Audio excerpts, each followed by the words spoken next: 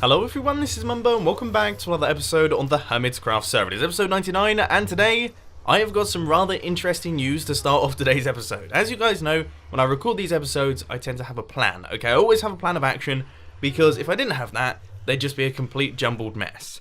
Today's episode is a bit of an exception. Right now I have no idea, absolutely no clue what I'm going to be doing in today's episode, which is really very strange for me, but that is simply because I've been working hard on planning episode 100. So episode 100 fully planned, everything is good to go. I could start recording that right now and I would know exactly what I'm doing.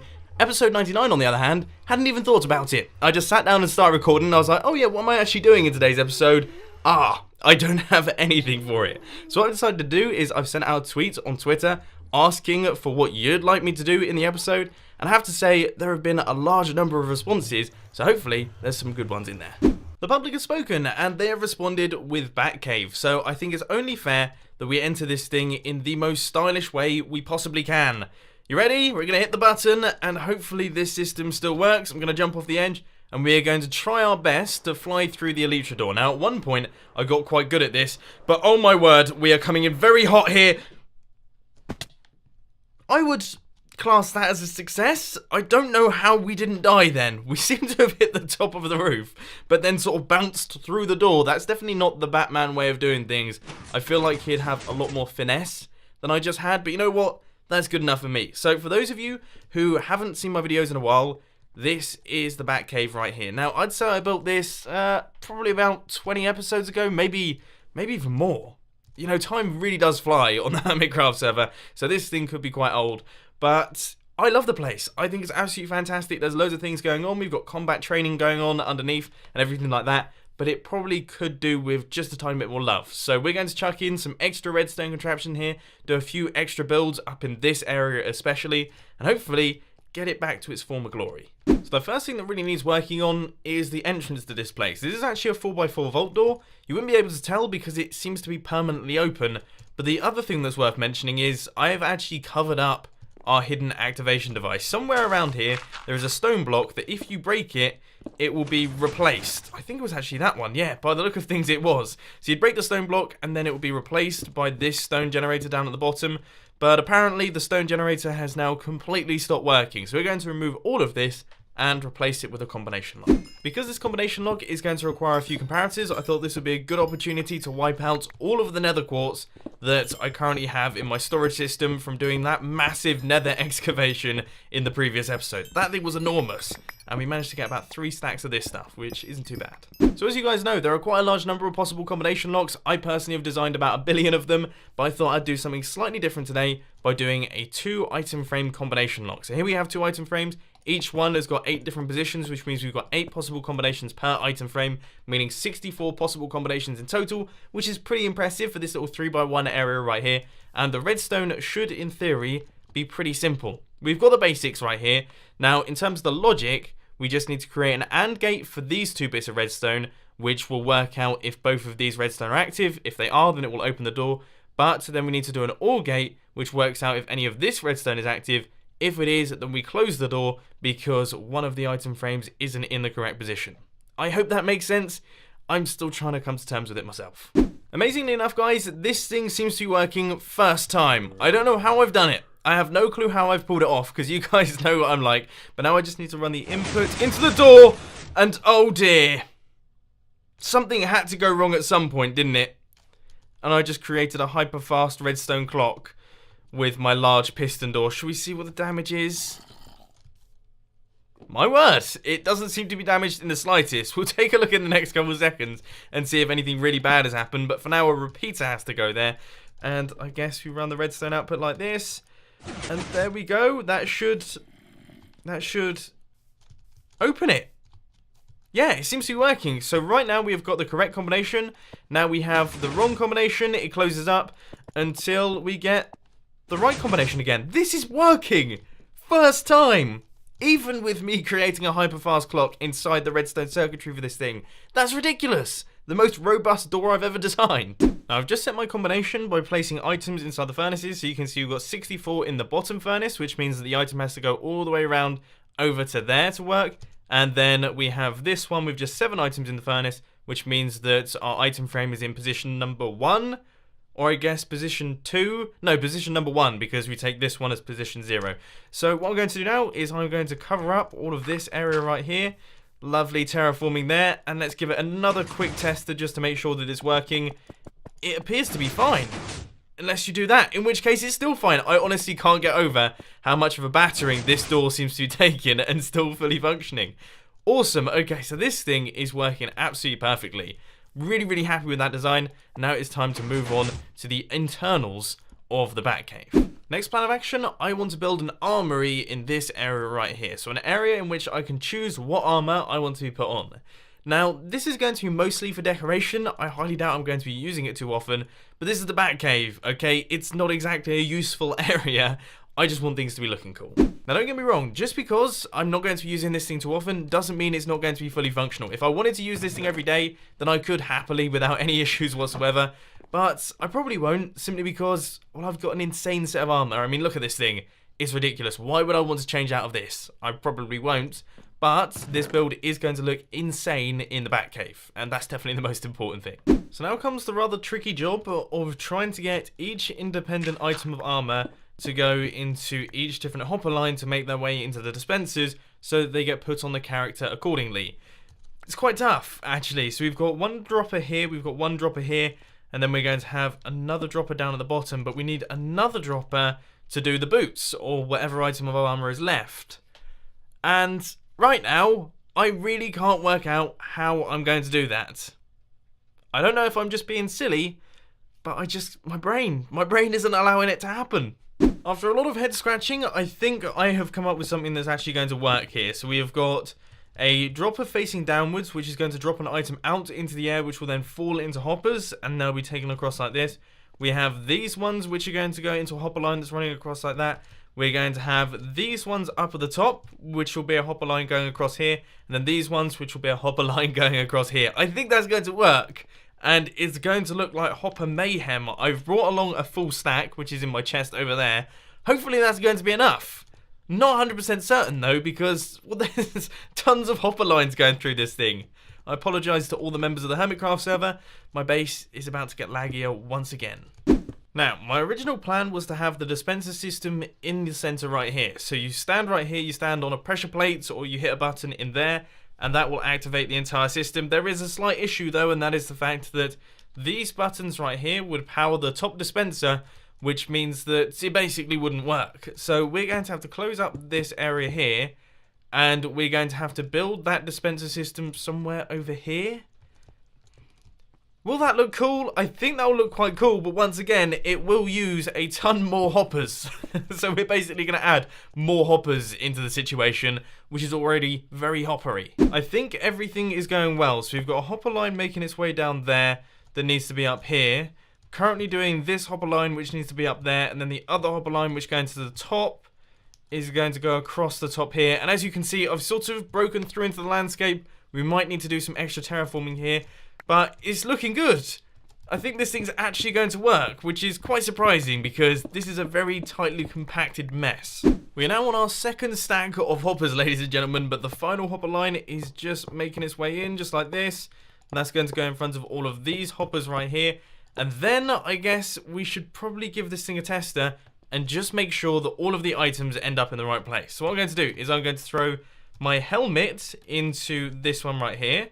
We're going to put the elytra in this one right here, the leggings in this one here, and then my booties down in this one. Then we're going to hit the button and make sure that all of them end up in the correct place. You ready? Okay, that was a good sign. So this one's gone. The elytra have gone. These ones have gone as well. Let's just make sure that the boots haven't fallen on the floor. Excellent news. Right, let's see where they've ended up in terms of the hoppers and things. Now, we should have one different type of armor in each one of these hoppers. So we have got one in there. We have got one in there. One in there? No? That's gone. Okay, this has gone missing. Final finishing touches are going in now. We need all 4 of our dispensers just in like that. And then the redstone to do the automatic dispensing of the armor. And there we go. That is everything finished. We've got all of our armor stands in place as well. So if we hit this button over here, that will drop my armor into the system because I've taken it off and put it inside all the droppers, and that will gradually make its way through all of the hoppers and into this zone over here. Then, once it's made its way in, all I have to do is stand in this section, hit this button, and as you can see, I'm fully dressed. Now, I have to say, that's actually a really cool system, and it seems to be working perfectly. So now we have to get some armor for each one of these armor stands, and also all of the droppers. This could be about to get really quite expensive. Hadn't really thought of that. I do have some slightly bad news though, guys. I don't seem to have too much leather armor. I mean, I've crafted up all of this leather armor using all the leather that I've got. We still need 3 pairs of shoes? 2 pairs of shoes. Yeah, 2 pairs of shoes. I mean, surely I must be able to find some somewhere. And there we go. This thing is now finished. We have got all of the different types of armor in place, including diamond, gold, and iron, which was really quite expensive, but I feel like it really does complete the thing. So I'm super happy with this one. The Batcave has had an improvement. We've suddenly got a new build in here, which takes our build total up to, what, 3? Because we've only got the Batmobile, we've got the giant screen, and now we have our armor equipper, which you can't even see from the entrance, but you can see it very clearly from down here. So that's perfect. Next plan of action is a rather small one, and that is to clean up the area around my wireless redstone door. I don't actually know what happened there, but by the look of things, I just sort of gave up on it. There's loads of exposed redstone all over the place, so I'm going to take some dirt down here, maybe a little bit of stone as well, and we will see what we can do. And here it is. Now that looks about 1,000,000 times better, doesn't it? I mean, it only took a couple seconds. We literally chucked in a few blocks, but that has made such a massive difference. Do you remember what it looked like beforehand? It was horrible. I think we should actually christen this thing by doing a proper fly-through. So here goes, we are on the way. Now my plan is I'm going to come in super fast for this one because I want to go right the way through and into the other side. What is happening there? I keep crashing into the top. Right, let's try this again. So here we go again. Now this time I'm going right the way out off into the forest over here so that we can get a nice flat straight route through the Batcave. Here comes... my word! I can't do it. I seriously can't do it. We are coming in way too fast. This is the final time we're going to do it. So what I need to do is I need to fly really close to that birch tree, but I don't want to hit it. So we're going to have to come round like this, and we're going to have to go round here. That's good, that's good. We're going to have to dodge all of these trees. Dodge that tree. No! How did I mess up then? We did it. We had it. It was there. And we managed to mess it up on this door instead. Well, you know what? I'm going to count that as a victory. I think that went really quite well. So now we're going to create something inside the Batcave, which is going to stop intruders from coming through. Now, I personally think this is going to be a really cool system. I can't wait to build it. So I'm going to do some designing in my redstone testing world. I realise now that this redstone circuit really didn't need to be designed in the redstone testing world because as you can see it's extremely simple, but I'm going to try my best to explain it because this is a really obvious way that I've laid it out. So say for example this lever right here connects it into our big piston door out the front of the Batcave. Now currently the door is open and that means that if we go through this tripwire right here you can see absolutely nothing happens. However, when the door is closed this tripwire becomes active and that means that it shoots out potions of poison. That's basically the idea. So we're going to have like a laser security system inside the Batcave that will stop intruders from being able to get in without being harmed. So the first thing that we have to do for this project is we need to make a splash potion maker. Now this should be extremely simple, so much so that I'm actually going to try my best to do it on camera. So I think we need the output there. That's going to be the output for that one. And then we're going to need our brewing stand. And then this. And then this, that's going to have all of our gunpowder in it. And then this chest right here is going to be for the potions. I think that's how it works. I'm not going insane here, am I? And we just need some blaze powder to actually power this thing, which I'm actually going to grab from one of these chests here. So that should save us the effort. And I think that does it. Sounds good to me. So I've just brewed up 6 potions of poison, which of course is what we're going to be filling our dispensers with. And let's give it a go. We'll throw those into the system. They should go down into the brewing stand, which they haven't. Ah. That's a bit of an annoyance. Okay, so we have to create a way to remove these from this. Yeah, that is... that throws a slight spanner in the works. Or alternatively, we could just grab them directly from the brewing stand. Is that so difficult? I know it's not quite as automated, but I guess that does function. So our slightly less cool solution to the problem seems to be working. So we now have 9 splash potions to fill our dispenser with, which should be plenty for all the intruders that we're never going to get. So now what we're going to do is actually construct the redstone circuit, and hopefully all of that goes smoothly. So this is what we have going on so far. We've got the output from our tripwire hooks that runs up like this. That's going to go into our dispenser. And we also have this piston right here, which will cut off the redstone line when our door is open. So all I have to do is hook up the redstone from our door and run it straight into the piston right here. And as you can see, that extends. That means that that redstone is now cut off, which means that if we were to trigger this tripwire, you can see that the redstone doesn't make it up to the top there. I know you can't really see it. Okay, I'm well aware of the fact that you can't really see it, but I can promise you that redstone isn't activating. So now what we have to do is you have to pop back up to the top. We have to throw in all of our dispensers, fill them up with our potions, and then we'll be good to go.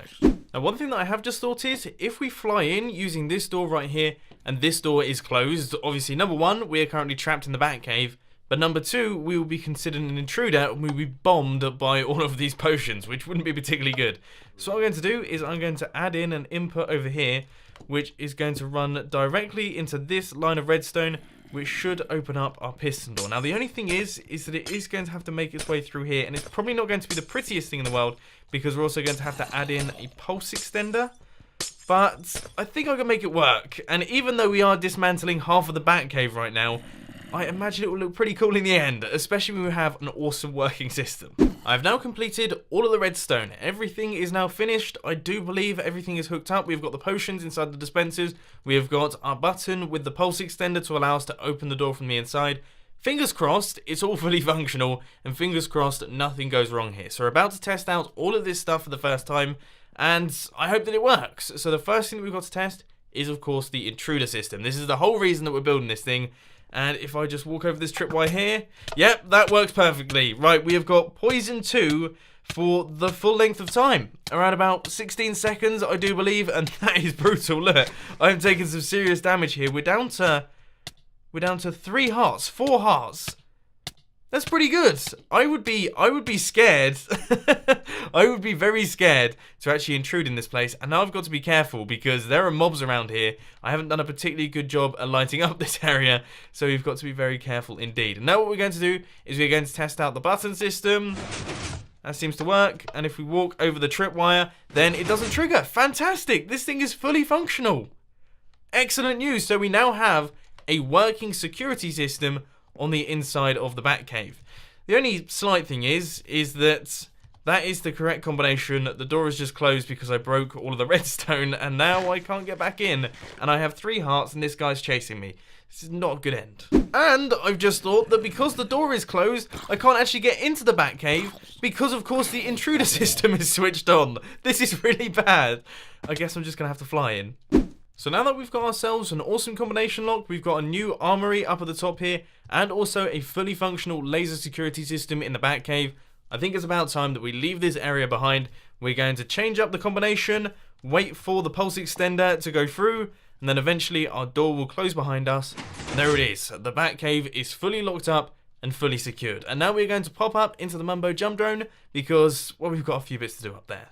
Now, as you guys know, at the end of these Hermitcraft episodes, I just like to go AFK overnight and see how many items I get. Now, I've been doing a ton of AFKing over at the AFK fish farm, which is fantastic, by far one of the coolest things I've ever built. But I feel like today is time for a bit of a change. So what we're going to do is we're going to jump in our minecart elevator right here and go right the way up to the top of the world so that we can load up our AFK mob farm. Now, I need to make sure that this thing is actually switched on, because otherwise we're not going to be getting too many mobs falling through the system.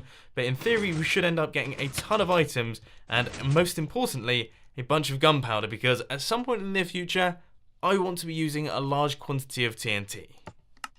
Now, I would love to say that something happened last night, the server restarted, or perhaps my computer decided to automatically restart and I got kicked from the game, but none of those things are true. Turns out, I'm a total idiot. I turned off my computer. I turned off my computer as I left the office, and that basically means that my AFK session was a complete failure. You can see we have a pretty similar amount of items as we had at the end of the last AFK session over here, which actually went quite well. As you can see, we've got loads of stuff. Okay, I just wanted to see if we could get some extra stuff. And by the look of things, I haven't quite managed to do that. So I guess we're going to have to do another AFK session over at the Mub Farm at some point in the near future. But unfortunately, ladies and gentlemen, that is all I've got time for today. I hope you enjoyed this video. If you did, please sure to hit that like button. And if you really loved it, then make sure to subscribe. But thanks for watching, guys. This has been Mumbo, and I'm out. I'll see you later.